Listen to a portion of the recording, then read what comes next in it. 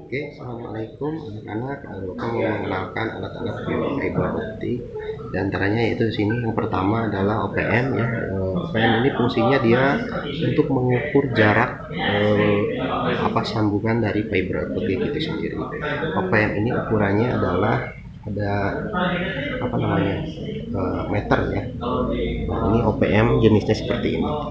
Dan ini alat pengukurnya. Ini SFI di sini dicolokin. Kemudian ada di sini disebut fiber cleaver ya. Fiber cleaver ini fungsinya untuk memotong serat optiknya itu sendiri ya. Ini dia untuk meluruskan penggarisnya ya. Kemudian ini juga sama pemotong ya. Kalau ini seperti stapler ya. Kalau tadi ini fiber cleaver, ini fiber stripper. Itu teh hektar ya. Hektar. Kemudian ini tang pengupas kabel ya. Jadi ada beberapa ukuran untuk mengupas ya. Kemudian ini visual locator atau artinya laser untuk mengecek apakah kotor atau tidak si kabel optiknya ya, karena kan fiber itu dari kaca. Nah makanya dari laser ini dimasukkan si kabel optiknya. Nah itu ya, ini namanya visual power locator. Jadi kalau kita mencari kabel yang putus, laser ini sangat berguna. Nah, kalau ini disebutnya konektor ya. Ini konektor fiber optik. Jadi si kabel itu disetting, caranya nanti Bapak video lagi ya pas praktek. Nah ini alatnya. Kemudian di sini juga ada di dalam menyambung fiber optik diperlukan cairan ini namanya alkohol. Yang paling bagus itu 90%. Nah ini yang 70%, karena yang 90% tidak ada di pasaran ya. Kemudian ini ada dua ya driver. Nah ini dinamakan tang crimping. Penggunaannya yaitu untuk membuat kabel UTP ya, UTP atau kabel RJ45, soketnya RJ45 ya. Nah perangkat-perangkatnya, nah di sini juga ada yang disebut splicer ya. Ini fusion splicer, artinya ini alat untuk menyambung kabel fiber optik yang putus ya. Jadi alat ini mahal sekali, harganya sekitar 150 juta ya. Jadi makanya sekolah kita tidak terbeli karena mahal ya. Dan ini alat ini punya Telkom ya. Nah, namanya fusion splicer atau alat penyambung kabel fiber optik yang putus. Nah, kemudian di sini ada kabel fiber optik yang 48 core. Nah, ini yang disebut bagian optiknya adalah yang ini, yang warna-warni ya.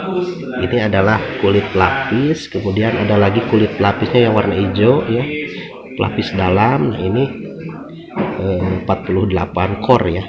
Ini yang disebut core-nya itu adalah kabel ininya ya. Ini pelindungnya ada dari baja supaya tidak tertekuk kabelnya. Kemudian ini adalah istilahnya alat untuk solder atau menyambung kabel juga ya, fasilitasnya. Jadi si kabel yang satu sebelah kanan, satu sebelah kiri disambung masuk ke sini, nanti dirapatkan sama ini atau namanya apa ini tuh ya. Kalau di solder mah pinol. Nah ini ada disebut alat OTDR ya. OTDR ini dia fungsinya adalah mengecek kabel yang error atau kabel yang putus di jarak yang sangat jauh. Ini adalah OTDR ya. Jangan ke YouTube pribadi ya. Kenapa?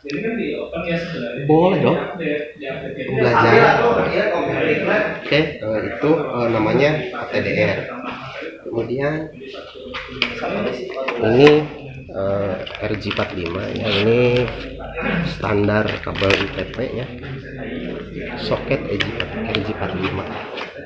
Nah kalau yang ini tadi 48 core, nah yang ini ada dual core atau single core juga ya, single core. Ini single core ya, kabelnya cuma satu.